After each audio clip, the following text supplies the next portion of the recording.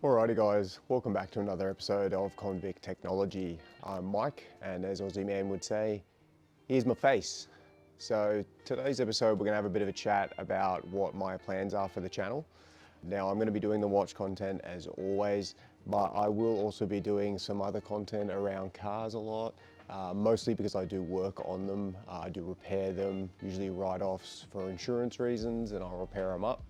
So I'm going to take you guys on for that journey. I've got a project car just over there, I'll show you in a minute, and then a long-term project as well that we're going to be working on this whole time. Another member of the channel you're probably going to see a whole bunch of is this little baby here. This is Luna, this is my dog. She is about 4-year-old and she is a Bull Mastiff American Staffy mix.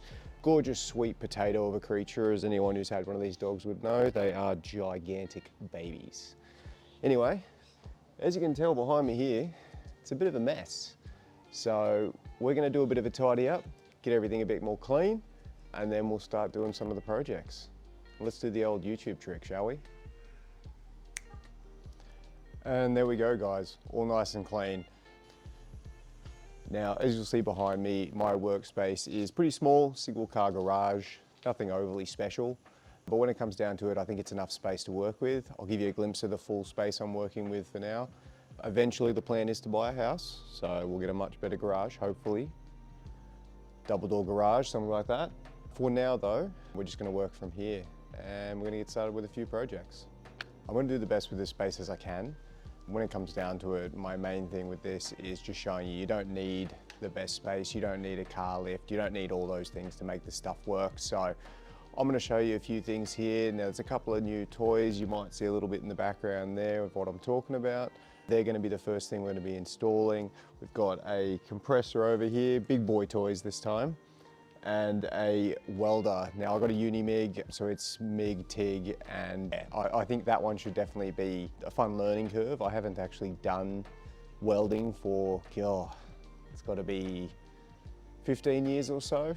So you guys will come with the journey while I learn how to do that again. I also have some project cars, which I'm going to show you in a minute, and we're going to go through what the plan is for them.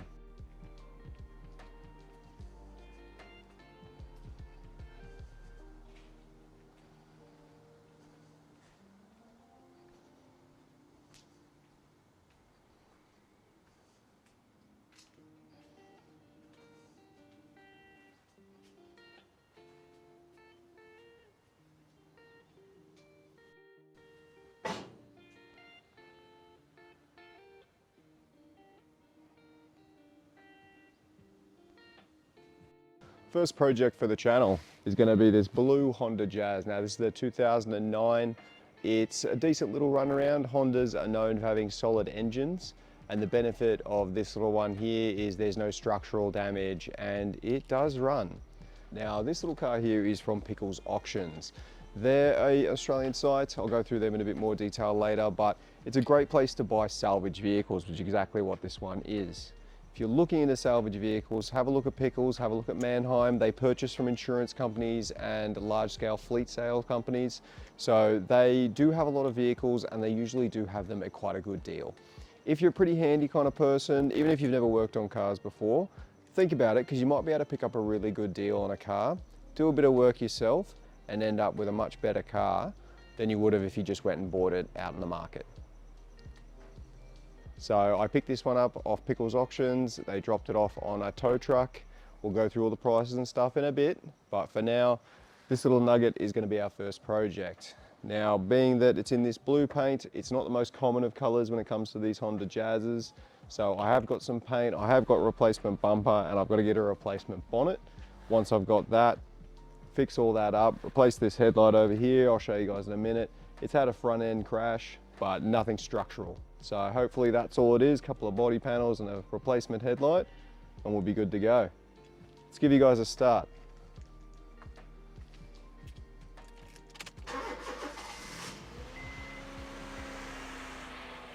Now she does sound a little bit sad. She probably needs a service, so we're not going to let her run for too long, but it's definitely something that we can fix. She runs, she starts, she drives, and because of all that, we know that we've got a runner. Now, it didn't run when I first got it. When I first got the car, it didn't run, and that's basically just down to a dead battery. Now, the dead battery did throw a couple of codes. Now, these codes, I'll pop them up on screen here. Nothing to be overly alarmed about. It's a throttle position sensor code. It's usually caused by a dead battery. Along with a lot of other electrical gremlins that you'll get in cars like these that have been sitting for a while and the battery's dead, quite often these codes are linked to the dead battery. So get a fresh battery, give the one that's in there a jump start and charge up and see if it'll hold. If it'll hold charge, beautiful, keep using that battery. But realistically, these cars sit for a while before they get sold, and because of that, the batteries are quite often dead in them. So that's something to keep in mind. If you do see error codes, not necessarily a bad thing. Obviously, don't just clear them without checking that there's any problems, but that can sometimes cause you some little electrical gremlins that you might not be expecting. Now, the damage that we've got on this little bad boy here is mostly focused in this area. I'm going to show you guys a minute from the front on what that looks like, but this is where we're going to be focusing most of our attention. The back bumper is also a little bit banged up. I believe this was probably just a city car, so it's scraped a few things. It's backed into some stuff standard for these kind of cars. So we're going to take the back bumper off, we're going to take this bumper off, we're going to replace the grille, replace the bonnet, replace this bumper, replace these headlights, and then we're going to respray all the parts that we're taking off and putting back on. So that way they look clean. Little things too, replace the wipers, we'll give it a service, we'll do all the necessary stuff, you know, to get the car to the point where I'm comfortable selling it to somebody, knowing that it will run and it will last. Because the last thing you want to do when you're doing this sort of stuff is skimp out, try and do it on the cheap. You're just going to have a myriad of problems down the track when these cars start to fail. So always keep in mind your work speaks volumes, and so you want to show what you're capable of, not just do it on the cheap. We're still going to do it cheap, we're going to do it properly. Now, some of you eagle-eyed viewers may have noticed some car parts in the background of the previous clip. There are a bunch of car parts in this garage that are going to be going into a bunch of different cars. We're going to talk about all of those. So the first project's going to be that Honda Jazz, the one I showed you guys just before. Now for that project, as you can tell looking at it, the damage is to the front end. It looks like it's rear-ended something. More than likely it's rear-ended something. It has cracked the headlight, as you saw, damaged the bumper and damaged the bonnet. Now I'm hoping that's all that's wrong with it and we can just get that one fixed up. Now there are a few things I'm going to have to learn for that. I'm going to have to learn painting, because I am going to have to repaint the parts that I do have to match the original blue. Beyond the painting though, the learning curve stuff is pretty straightforward. Most of this is pretty repairable, going to give it a service, all the basic things you would do. And then the plan is to resell this one. Now I'll give you guys a rundown at the end once we've sold it, how much we paid, how much we spent, and how much we ended up making in profit from that car. Just so something you guys can think about if you're ever looking at cars in the future and you want to try this for yourself. Plenty out there, insurance companies write off cars like this all the time, because when it comes down to it, those cars, they do cost a bit to purchase. But I used to work for insurance, and one of the main things that they do with total loss is, for example, if there's a hailstorm, large amount of hail damage to hundreds, if not thousands of vehicles, a lot of insurance companies won't have the turnaround time to be able to repair those. So what they'll do is they'll do them as a write-off, and then they'll sell those on to Pickles Auctions, Mannheim. These are places here in Australia that do fleet sale auctions. Now, all you have to do is sign up to their website, you go through the live auctions, and what you want to search for is salvage vehicles that have a no WOVRA record. Now, no WOVRA basically just means that these cars can be repaired without any concern about getting them re-registered and put back on the road. In this situation, it's the best kind of car to buy because you're guaranteed there's no frame damage, structural damage. It just comes down to one thing, and that's either the time frame for the job to be completed or the cost for the job to be completed, one or the other. And for the insurance company, they basically deemed it to not be worth it in that circumstance. So that's really the only difference between buying a car from car sales or buying a car from Pickles, is you will more than likely have to do a little bit of work on the car. In saying that though, I've some pretty dodgy ones in the past that have come from car sales or Facebook Marketplace. You don't really know what you're getting either. The one big thing I will say about Pickles and Mannheim, it's an auction site. You see some photos, maybe a bunch of photos depending on the car. Beyond that, you know nothing about the car.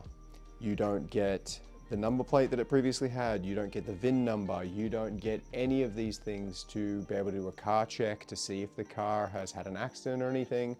You don't get any information about whether the car starts or runs. You can try contact them, but good luck with that, because I doubt they're going to give you much more of an answer other than it has a key. As you'll see with this Honda Jazz, the key was snapped off in the ignition. Now, luckily it wasn't stuck in there. I could just pull it out. But again, that does mean that the key needs to be replaced. I have bought myself a key casing from AliExpress. I'll show you that a little bit later to save some money. So instead of going to Honda and trying to get them to produce a key for me, I'm just going to fix the one that I have. And you'll see it's a really cost-effective way to get that key back in functioning order and to then on-sell the car without those extra costs. So come with me, guys. I'm going to show you how we're going to repair this stuff. But first off, we've got to get all the gear set up to do this. So, as I said before, new compressor, new welder. We're going to get the compressor set up because we are going to need that to do our painting. It is something we're going to have. I do have the paint already. I do need to get a bonnet, so I haven't sourced that yet, but once we get the bonnet and we have this all set up, we're going to get into that painting, guys, all right? So this is the front end damage, as you can see here. It's basically rear-ended something more than likely. It's dented in the front bonnet. This headlight's cracked open, it's damaged to the front bar, and it's popped out on the side here. The grille is also a little bit damaged as well. So what we're going to end up having to do, replace that bonnet, replace the front bar as well as the grille, and replace this headlight. Now, I have bought two headlights, so we're just going to do them both. It ended up being, I think it was about 60 bucks more to buy both. What we'll do is we'll fix up the one that's still good. We'll put that up on Facebook, see if we can get some of our money back. But this other one here, this one's garbage. There's nothing to be done with this one. Bin is the only place for it. Otherwise, bonnet replace, front bar replace, repaint both of those. We're also going to take the back bumper off because it does have some damage to it. So once we take that one off, we'll end up respraying it as well, which is why we need to get that compressor up and running. Once we have the compressor up and running, we can do the spray work. Now, I did tell you guys I would let you know what I paid for this one here. I paid a little bit over 3 grand. Now, I did have to pay a little bit to have this one delivered to me, get it trucked down, and that was about 600 odd bucks. I'll put the price up just here so you guys can see exactly what I paid for it to my door. And then we're going to take a list of all the price of all the parts that we do fix and all of the other accessories that we have to add, servicing, all that sort of stuff. Keep a good track of everything that we spend.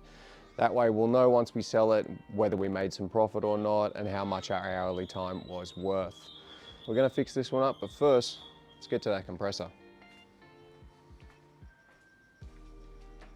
Alrighty guys, so this is our new compressor.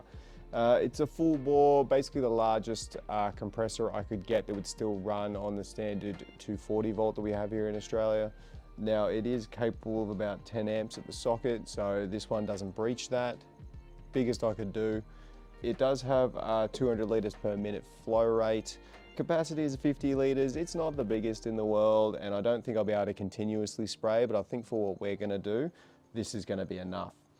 So this has got to be set up. It's going to go in this back corner just here. I'm going to run this extra little J-Flex hose. This is going to go up on the wall. That way I can run a hose to wherever I need the sprayer to be, and I'll just leave the compressor over here in the corner. So we're going to get that one set up. We're going to plug this in up there, and then we can get started. Alrighty guys, so not going to bother showing you putting that in because it's a couple of bolts in a wall. You guys are more than capable of doing that. Drill a couple of holes, tap the bolt in, screw it down. Now, honestly, you could screw it in anywhere. Anywhere that's a strong post will be fine. It's not particularly heavy. I was going to put it higher up, but I figured having it down there sort of keeps it out of the way. So we've got the compressor sitting over here, and we've got the hose reel just above it. Now, it's a 20-meter hose reel, so that can reach all the way down to the other end of the driveway. Anywhere in this shop, because as this shop is not particularly big, that should be easy enough to do. So this is one of the first steps to us being able to do a bit more car repairs, because a lot of these jobs require some spray work. A lot of them require you getting a compressor, getting a spray gun, and actually doing resprays. Now, obviously, I'm not going to be able to get a professional job done here just like a shop would. When it comes down to it, I don't have the paint booth that they would have. So because I don't have that there, I will be limited, but I'm going to do my best to get the most professional finish I can.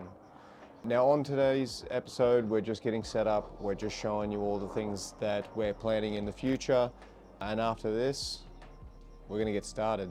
So again, thanks for tuning in, guys. I really appreciate you coming to watch. I'm going to be doing a bit more car content. We're definitely going to keep doing the watch content, as I said. This channel is basically just going to be about the things I love and the things I enjoy doing. So I just want to bring you guys along for that journey. Anyways, I'll see you next time. Cheers. And again, the motto for the channel, guys, gear up, mess up, level up. We're going to be doing a few projects here. We're going to screw some stuff up. Come join me while we do that, laugh at my failures, and cheer with me in my success. Otherwise, have a good one. Don't forget to like and subscribe.